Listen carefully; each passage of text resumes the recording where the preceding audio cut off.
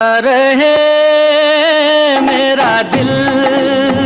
बेहद खूबसूरत, बेहद शालीन, 50 के दशक के मध्य में करियर शुरू करने वाली वहीदा रहमान ने हीरोइन के तौर पर सालों तक लोगों के दिलों पर राज किया। करियर के आखिरी दौर में फिल्मों में इन्होंने मां के रोल भी बड़ी खूबसूरती से निभाए। जहां दिग्गज फिल्मकार गुरु दत्त के साथ इनकी जोड़ी दर्शकों को खूब पसंद आई, तो वहीं देवानंद, दिलीप कुमार, राजेश खन्ना और अमिताभ बच्चन जैसे सुपरस्टार्स के साथ भी इनकी केमिस्ट्री को दर्शकों ने खूब सराहा।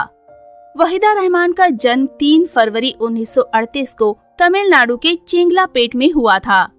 हालांकि कुछ वेबसाइट्स पर दावा किया जाता है कि इनका जन्म हैदराबाद में हुआ था, लेकिन ये सरासर गलत है।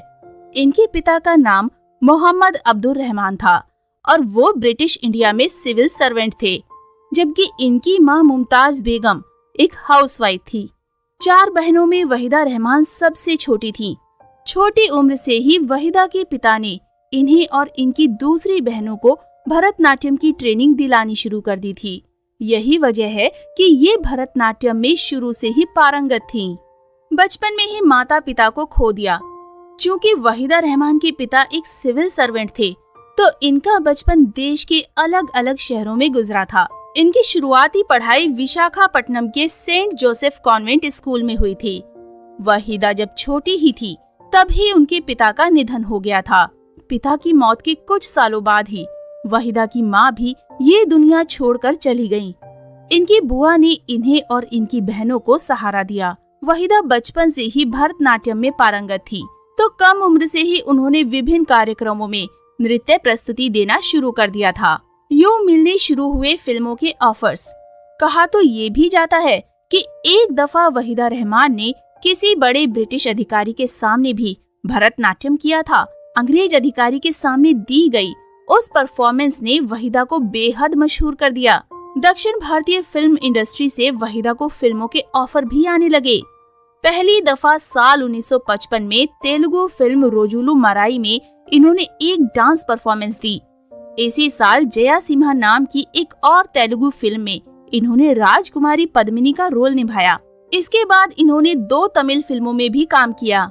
गुरु दत्त ने वहीदा रहमान को स्टार बना दिया। वहीदा की पहली फिल्म रोजुलू मराई की सक्सेस पार्टी में पहली दफा गुरु दत्त ने इन्हें देखा। ये वहीदा रहमान का डांस ही था जिसने महान फिल्मकार गुरु दत्त को इनकी तरफ आकर्षित किया था। गुरु दत्त इनके डांस से इतना प्रभावित हुए कि उन्होंने अपनी फिल्म CID में इन्हें देवानंद के अपोजिट लीड रोल में कास्ट कर लिया। अपनी पहली ही हिंदी फिल्म में वहीदा रहमान ने कमाल कर दिया। देवानंद के साथ इनकी जोड़ी को दर्शकों ने खूब सराहा। वहीदा पहली ऐसी अभिनेत्री थी जिनकी डेब्यू फिल्म को इतना ज्यादा पसंद किया गया था कि अगले साल गुरु दत्त ने इन्हें अपनी फिल्म प्यासा में अपनी हीरोइन बनाया। गुलाबों के उस रोल को भी वहीदा रहमान ने बहुत संजीदगी से जिया। गुरु दत्त और वहीदा रहमान की केमिस्ट्री हर किसी को बढ़िया लगी। प्यासा सुपर हिट रही और इस फिल्म के गाने भी खूब चले। खूब जमी वहीदा रहमान देवानंद की जोड़ी। एक के बाद एक वहीदा रहमान और गुरु दत्त की जोड़ी को लगातार 5 फिल्मों में दर्शकों को देखने का मौका मिला। 12 o'clock, कागज के फूल, 14वीं का चांद व साहिब बीबी और गुलाम में वहीदा रहमान ने गुरु दत्त के साथ काम किया। सुपरस्टार देवानंद के साथ भी इनकी जोड़ी खूब जमी। CID के अलावा देवानंद के साथ वहीदा रहमान ने 16वां साल, काला बाजार, 20 साल बाद, गाइड, प्रेम पुजारी, रूप की रानी, चोरों का राजा और बात एक रात की जैसी फिल्मों में काम किया। देवानंद के साथ इनकी सबसे यादगार फिल्म गाइड मानी जाती है। कहा जाता है कि जब वहीदा रहमान देवानंद के साथ अपनी पहली फिल्म CID कर रही थी, तो उस वक्त तक देवानंद फिल्म इंडस्ट्री का बड़ा नाम बन चुके थे। नई नवेली वहीदा रहमान उन्हें या तो सर या मिस्टर आनंद कहकर पुकारा करती थीं। खूबसूरत वहीदा रहमान का खुद को मिस्टर आनंद कहकर पुकारा जाना देवानंद साहब को पसंद नहीं था। एक दिन उन्होंने वहीदा को अपने पास बुलाया और कहा, तुम मुझे सिर्फ देव कहा करो, क्योंकि अगर फिल्म की लीड हीरोइन मुझे सर या मिस्टर कहेगी तो मुझे उसके साथ रोमांस करने में परेशानी होगी। चर्चाओं में था गुरुदत्त वहीदा का रोमांस। वहीदा रहमान और गुरुदत्त के रोमांस के किस्से खूब चर्चाओं में रहे थे। कहा जाता है कि ये वहीदा ही थी जिनकी वजह से गुरुदत्त और उनकी पत्नी गीता दत्त का रिश्ता खराब हुआ और आखिरकार टूट गया। हालांकि वहीदा रहमान ने कभी भी अपने और गुरुदत्त के रिश्ते के बारे में कोई बात नहीं की, यानी ना तो उन्होंने कभी स्वीकार किया कि वो गुरुदत्त के साथ रिश्ते में थी और ना ही कभी इससे इनकार किया। गुरुदत्त साहब की जब मौत हुई तो कई लोगों ने उनकी मौत को खुदकुशी बताया था। गुरुदत्त की मौत के सालों बाद वहीदा रहमान ने एक इंटरव्यू में उनके बारे में बात करते हुए कहा था कि उन्हें नहीं पता कि गुरुदत्त ने खुदकुशी क्यों की। लोग कहते हैं कि अपनी फिल्म कागज के फूल के फ्लॉप होने के चलते गुरुदत्त डिप्रेशन में रहते थे, लेकिन कागज के फूल के बाद तो उन्होंने 14वीं का चांद बनाई थी जो कि सुपर डुपर हिट रही थी। उस इंटरव्यू में वहीदा जी ने ये भी बताया था कि गुरुदत्त साहब ने उनके साथ 3 साल का कॉन्ट्रैक्ट किया था, लेकिन इस कॉन्ट्रैक्ट में वहीदा रहमान ने ये शर्त डलवाई थी कि वो सिर्फ वही कपड़े पहनेंगी जो उन्हें पसंद आएंगे। उन पर किसी खास तरह के कपड़े पहनने का दबाव नहीं बनाया जाएगा। बकौल वहीदा, उन्होंने कभी अपने जीवन में स्लीवलेस ब्लाउज तक नहीं पहना। ऐसे में वो नहीं चाहती थी कि किसी फिल्म में डायरेक्टर उन्हें कम कपड़े या फिर बिकनी पहनने के लिए कहें या उन पर दबाव बनाए। हर बड़े स्टार के साथ बनी वहीदा रहमान की जोड़ी। जब वहीदा रहमान गुरुदत्त से अलग हुई तो उन्होंने महान फिल्मकार सत्यजीत रे के साथ काम करना शुरू किया। सत्यजीत रे के साथ उन्होंने पहली दफा अभिजान नाम की एक बांग्ला फिल्म में काम किया था। अपने दौर के हर बड़े सुपरस्टार के साथ वहीदा रहमान ने काम किया था और इत्तेफाक की बात ये है कि हर स्टार के साथ इनकी किसी न किसी फिल्म ने सफलता हासिल जरूर की। जहां दिलीप कुमार के साथ राम और श्याम व आदमी जैसी फिल्मों में इन्होंने जबरदस्त काम किया, तो वहीं राज कपूर के साथ तीसरी कसम में इन्होंने बड़ा संजीदगी भरा अभिनय किया। सुनील दत्त हो या धर्मेंद्र, राजेश खन्ना हो या फिर अमिताभ बच्चन हो, हर सुपरस्टार के साथ इन्होंने सिल्वर स्क्रीन को शेयर किया। अपने करियर में इन्होंने लगभग 100 फिल्मों में काम किया। फिर यूं आगे बढ़ी जीवन व करियर की गाड़ी। इनकी आखिरी फिल्म थी 2020 में रिलीज हुई डेजर्ट डॉल्फिन। ये एक बायलिंगुअल फिल्म थी जिसे एक ब्रिटिश डायरेक्टर ने बनाया था। 70 का दशक वो दशक था जब इन्होंने फिल्मों में हीरोइन की जगह कैरेक्टर रोल करने शुरू किए।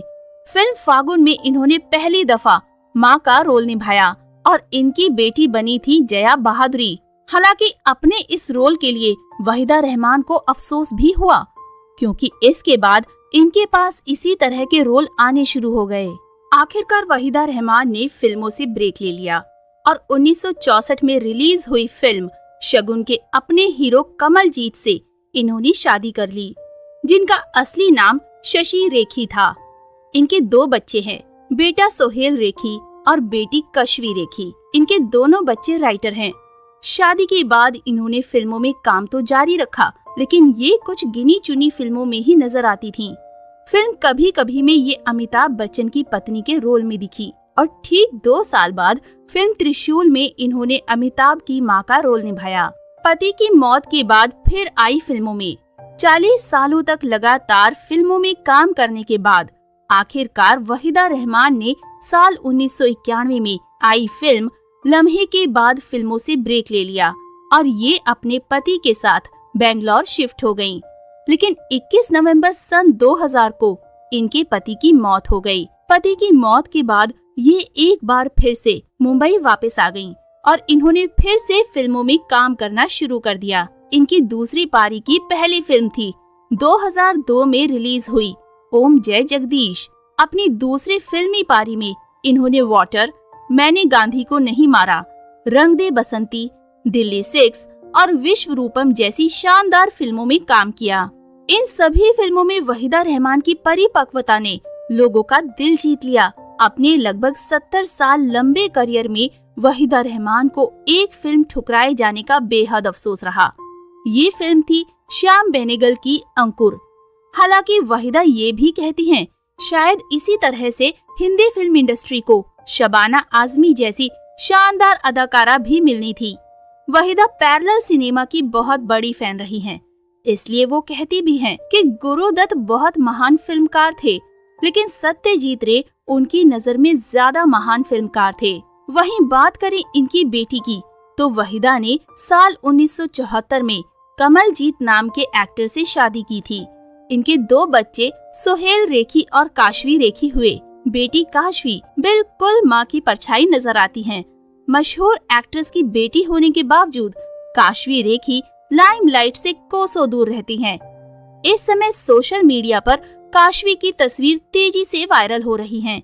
इस ब्लैक एंड व्हाइट तस्वीरों को देख कोई भी धोखा खा जाए। अपनी माँ वहीदा की तरह ही काशवी बला की खूबसूरत और स्टाइलिश हैं। बता दें कि वहीदा की शादी कमलजीत से हुई और एक खुशनुमा शादीशुदा जिंदगी बिताई।